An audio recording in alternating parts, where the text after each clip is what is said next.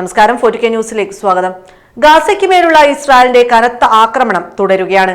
മനുഷ്യത്വരഹിതമായ ഒട്ടനവധി പ്രവർത്തികളാണ് സാധാരണക്കാരായ ജനങ്ങൾക്ക് മേൽ ഇസ്രായേൽ സേന അഴിച്ചുവിടുന്നത്. ഭക്ഷണമോ വെള്ളമോ മരുന്നോ ലഭിക്കാതെ ദുരിതമനുഭവിക്കാൻ തുടങ്ങിയിട്ട് മാസങ്ങൾ പിന്നിട്ടിട്ടും ഇന്നുവരെ അതിനൊരു അയവ് വന്നിട്ടില്ല എന്നതാണ് സത്യം. എന്നാൽ ഇസ്രായേൽ ആക്രമണത്തിൽ തകർന്ന ഗാസ മുനമ്പിലേക്ക് കൂടുതൽ മാനുഷിക സഹായം എത്തിക്കാൻ ആവശ്യപ്പെടുന്ന പ്രമേയം UN രക്ഷാ കൗൺസിൽ നേരത്തെ അംഗീകരിച്ചിരുന്നു. ദിവസങ്ങൾ നീണ്ട ചർച്ചകൾക്ക് ശേഷമാണ് മുനമ്പിലേക്ക് അടിയന്തരമായി തടസ്സമില്ലാതെ മാനുഷിക പ്രവേശനം ആവശ്യപ്പെടുന്ന പ്രമേയം UN അംഗീകരിച്ചതും. എന്നാൽ മെഡിക്കൽ സംഘങ്ങൾക്കും UN വാഹന വ്യൂഹത്തിനുമെതിരെയുള്ള ആക്രമണം ഇസ്രായേൽ തുടരുന്നതിന്റെ പശ്ചാത്തലത്തിൽ ഗാസയിലെ പൗരന്മാർക്കായുള്ള 6 മാനുഷിക സഹായ ദൗത്യങ്ങൾ ലോകാരോഗ്യ സംഘടന റദ്ദാക്കിയെന്ന റിപ്പോർട്ടുകളാണ് ഇപ്പോൾ പുറത്തുവരുന്നത്.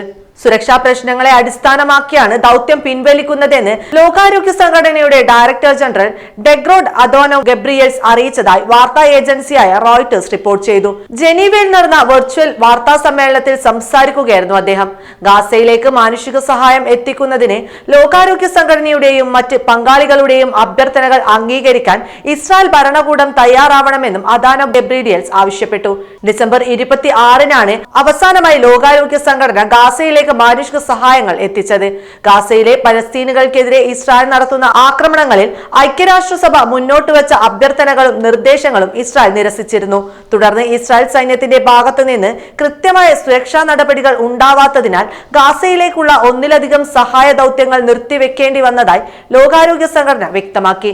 ഗാസയിലെ പൗരന്മാർക്കിടയിലേക്ക് എത്തിച്ചേരുന്നതിൽ നഗരത്തിലെ ഗതാഗത തടസ്സം, തീവ്രമായ ബോംബാക്രമണം, ഇന്ധനക്ഷാമം, ആശയവിനിമയത്തിലെ നിയന്ത്രണം എന്നിവ തടസ്സം സൃഷ്ടിക്കുന്നതായി ലോകാരോഗ്യ സംഘടന ചൂണ്ടിക്കാട്ടി. അഭയാർത്ഥി ക്യാമ്പുകളിലേക്ക് എത്തിച്ചേരുന്ന തങ്ങളുടെ സഹപ്രവർത്തകരുടെ ജീവന് ഭീഷണിയുണ്ടെന്നും UN ഏജൻസി കൂട്ടിച്ചേർത്തു.